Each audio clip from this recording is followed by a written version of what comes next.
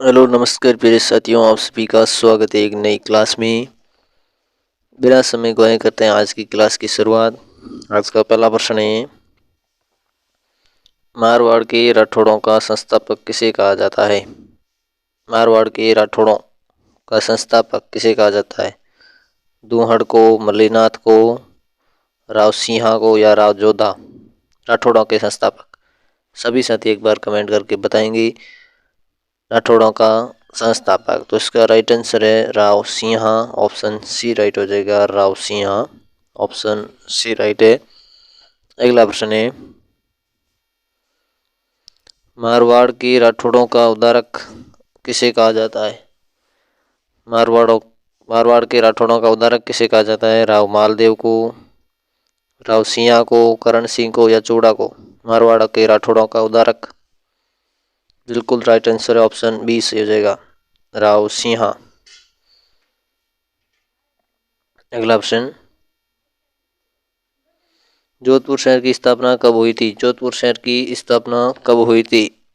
सभी साथी एक बार कमेंट करके बता देंगे जोधपुर शहर की स्थापना कब हुई थी। 1459 में, 1461 में, 1465 में या 1540 में? कब हुई थी जोधपुर शहर की स्थापना? 1459। ऑप्शन ए सही है, 1459। अगला प्रश्न, मेहरानगढ़ किले का निर्माण किसने करवाया था? मेहरानगढ़ किले का निर्माण किसने करवाया? राव मालदेव ने, राव बीका ने, राव जोधा ने या उदय सिंह ने? सभी साथी साथ साथ में कमेंट करते जाएं ताकि आपका रिवीजन हो जाएगा। आज पूरे 30% लेकर आया हूँ, 30 में से 27% सही होने ही चाहिए आपके। साथ साथ में आप कमेंट करते जाएं और लास्ट में बता दें आपके 30 में से कितने % सही हुए हैं। मेहरानगढ़ किले का निर्माण किसने करवाया था? बिल्कुल, मेहरानगढ़ का किला जोधपुर में है, तो जोधपुर के राजा राव जोधा ने करवाया था। ऑप्शन सी सही हो जाएगा, राव जोधा। अगला प्रश्न, राव मालदेव ने कितने युद्धों में कितने परगने जीते? राव मालदेव ने कितने युद्धों में कितने परगने जीते?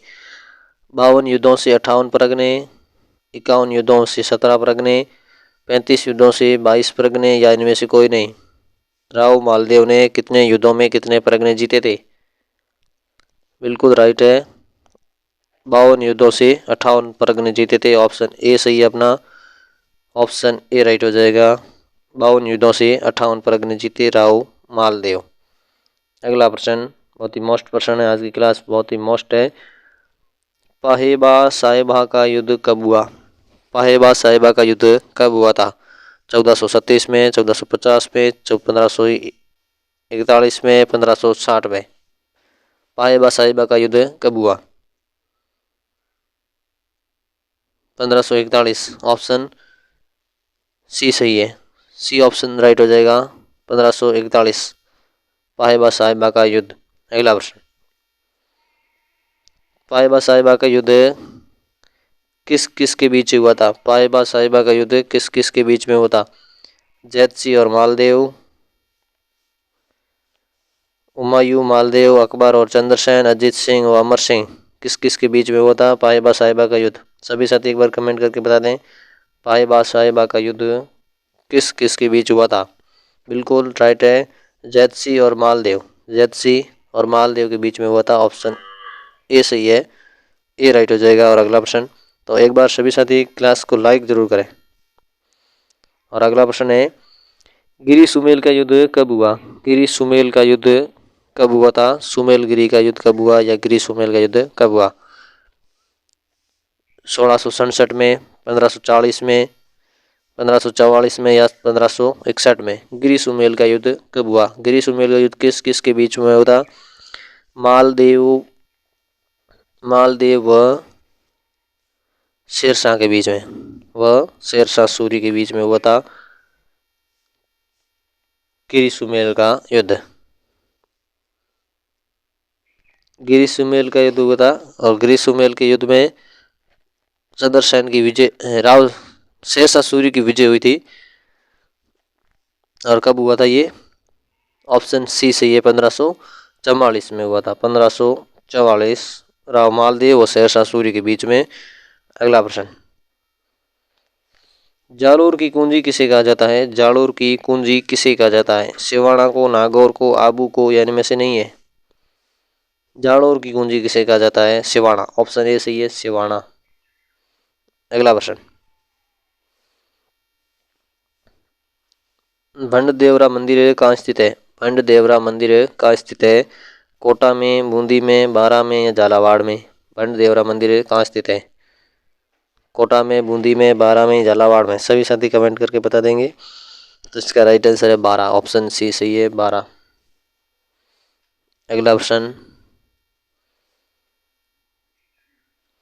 बेणेश्वर धाम का संबंध किससे है? बेणेश्वर धाम का संबंध किससे है? शिव जी से, ब्रह्मा से, विष्णु से, या तीनों से? बेणेश्वर धाम किस को समर्पित है? शिव को समर्पित है। ऑप्शन ए सही है, शिव को समर्पित है, शिव जी से संबंधित है बेणेश्वर धाम। आदिवासियों का कुंभ, आदिवासियों का कुंभ कहाँ भरता है? नवा टापुरा गांव डूंगरपुर में। कब भरता है? माघ महीने में। अगला प्रश्न, पटुओं की हवेली कहाँ स्थित है? पटुओं की हवेली जोधपुर में, जयपुर में, जैसलमेर में, उदयपुर में? पटुओं की हवेली कहाँ पर स्थित है? तो इसका राइट आंसर है जैसलमेर। ऑप्शन सी सही है, जैसलमेर में है पटुओं की हवेली। अगला प्रश्न,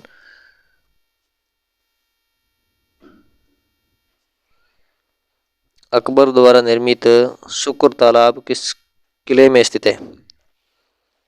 शुक्र तालाब, शुक्र तालाब किस किले में स्थित है? जिसका निर्माण अकबर ने करवाया था वो किस किले में? नागौर किले में, सिवाना का किले में,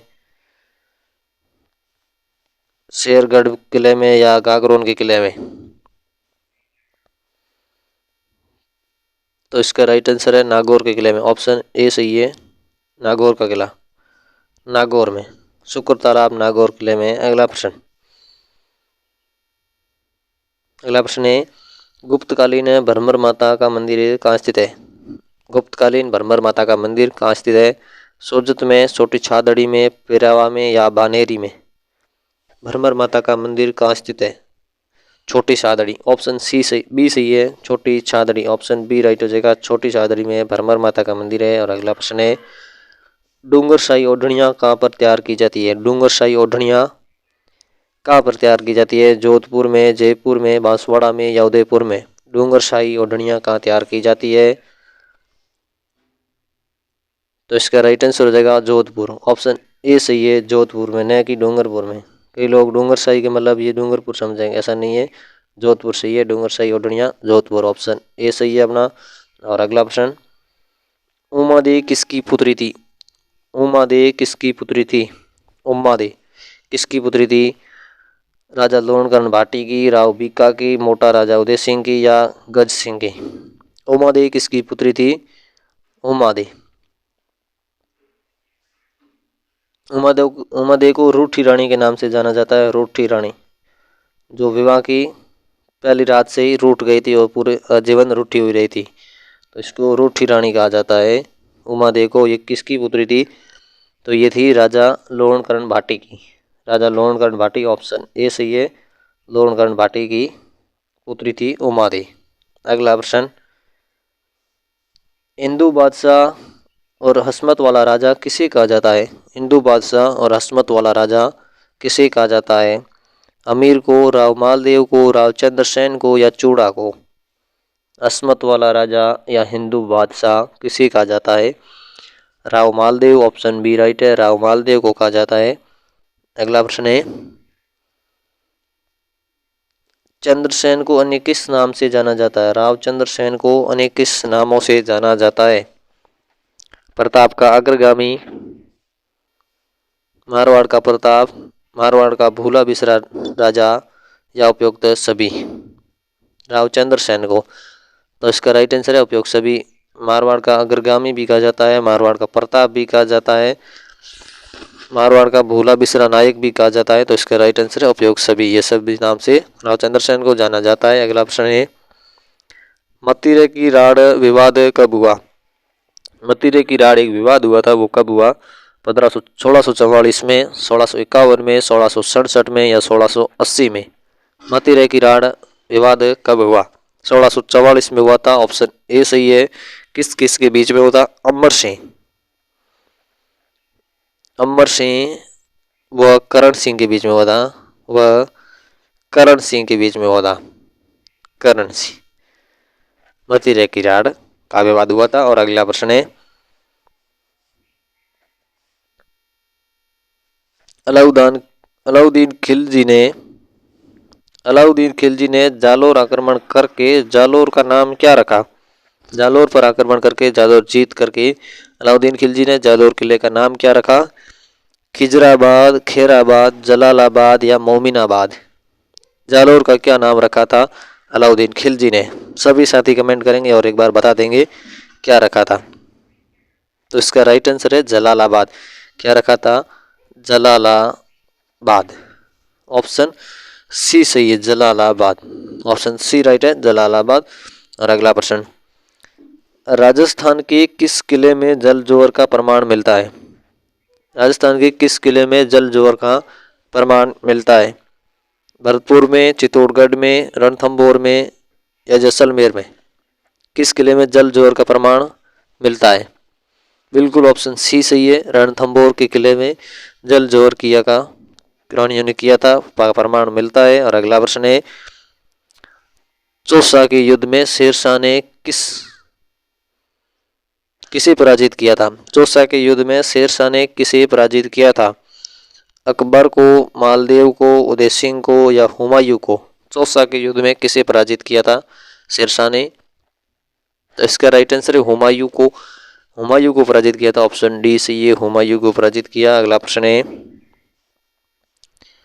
पृथ्वीराज विजय किसकी रचना है या इसकी रचना किसने की? पृथ्वीराज विजय जयानक ने, मलिक मोहम्मद जायसी ने, चंद्रबरदाई ने या उक्त में से कोई नहीं ने की थी? पृथ्वीराज विजय किसकी रचना है? पृथ्वीराज विजय जयानक की है। ऑप्शन ए सही हो जाएगा, जयानक। अगला प्रश्न, विषम घाटी पंचानन किस राजा को कहा जाता है? विषम घाटी पंचानन किस राजा को कहा जाता है? राणा सांगा को, महाराणा हमीर को, राणा कुंभा को या राणा प्रताप को? विषम घाटी पंचानन किस राजा को कहा जाता है? महाराणा हमीर को। हमीर को विषम घाटी पंचानन की उपाधि दी गई है। ऑप्शन अपना बी सही हो जाएगा। और अगला प्रश्न, महाराणा कुंभा चित्तौड़ के शासक कब बने? महाराणा कुंभा चित्तौड़ के शासक कब बने? महाराणा कुंभा चित्तौड़ के शासक कब बने? ऑप्शन ए है 1421 में, 1437 में, 1433 में या 1448 में? महाराणा कुंभा चित्तौड़ के शासक कब बने? ऑप्शन सी सही है, 1433 में। जब राणा मोकल की हत्या की गई उसके बाद में शासक बने थे राणा कुंभा। मोकल इनके पिता का नाम था, कुंभा के पिता का नाम था मोकल। मोकल की हत्या के बाद में 1433 में राणा कुंभा चित्तौड़ के शासक बने। अगला प्रश्न, सारंगपुर का युद्ध कब हुआ? सारंगपुर का युद्ध कब हुआ था? 1433 में, 1437 में, 1448 में या 1460 में? सारंगपुर का युद्ध कब हुआ था और किस किस के बीच में हुआ था? ये हुआ था मांडू के सुल्तान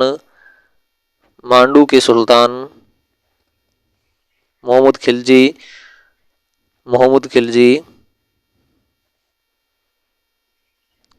खिलजी वो कुंभा के बीच में हुआ था। वह कुंभा के बीच में हुआ था।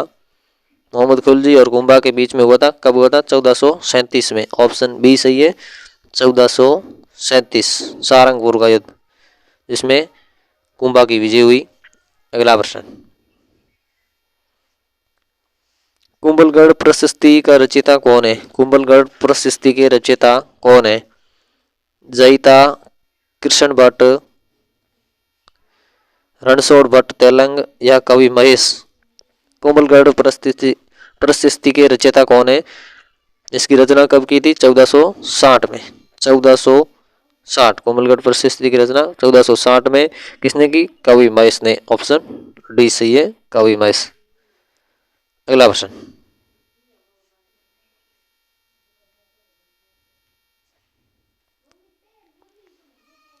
गोमती नदी के पानी को रोककर राजसमंद झील का किसने बनवाई? गोमती नदी के पानी को रोककर राजसमंद झील किसने बनवाई? महाराणा अमर सिंह ने, महाराणा जय सिंह ने, राणा प्रताप ने या मान सिंह ने? गोमती नदी के पानी को रोककर राजसमंद झील का निर्माण किसने करवाया था? Maharana Raj Singh. Option B option सही है, महाराणा राज सिंह ने करवाया था। अगला प्रश्न,